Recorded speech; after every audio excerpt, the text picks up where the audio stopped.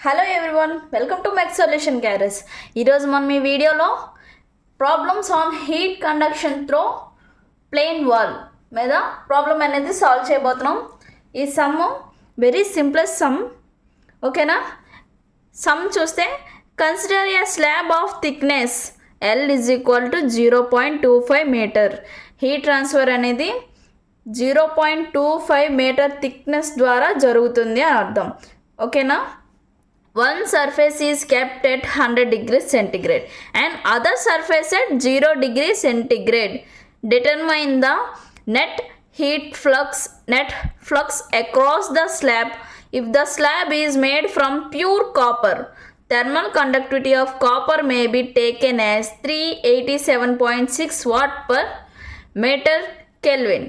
ఓకేనా? ఇక్కడ చూస్తే థర్మల్ కండక్టివిటీ చాలా ఎక్కువ ఉంది, ఓకేనా? అంటే మనం డ్రా చేసే ఈ వాల్లో థర్మల్ కండక్టివిటీ యొక్క లైన్ ప్రొఫైలు ఇలా ఉంటుంది, ఓకేనా? మోస్ట్ టేపర్ అనేది రాదు, ఓకేనా? థర్మల్ కండక్టివిటీ ఎక్కువగా ఉంటే ఇలా వస్తుంది ప్రొఫైలు.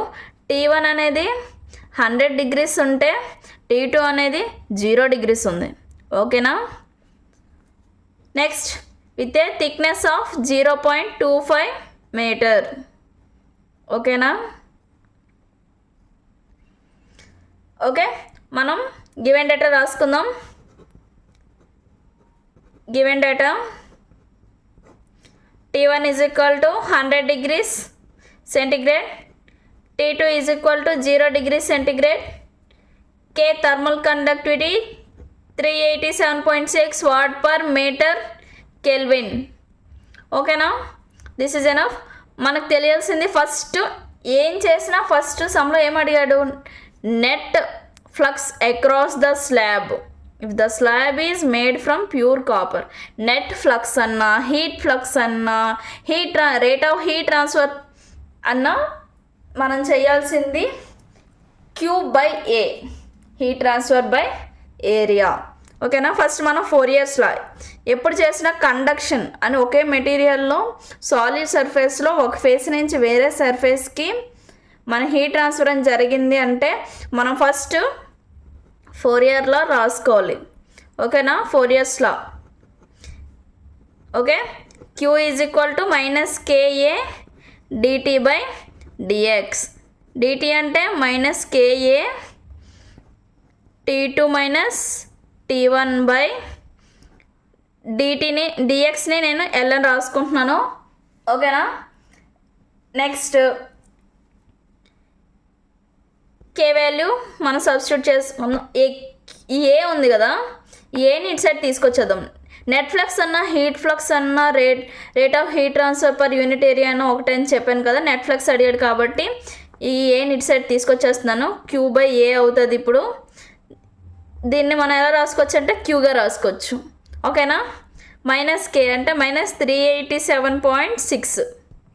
T2 ఎంత ఇచ్చారండి? మనకు 0 ఇచ్చారు. అంటే హీట్ ట్రాన్స్ఫర్ జరిగేటప్పుడు ఒక్క ఫేజ్ నుంచి అవతల ఫేజ్కి హీట్ ట్రాన్స్ఫర్ అనేది ఫైనల్గా 0 అయిపోయింది, ఓకేనా? 0 - 100 బై 0.25, ఓకేనా?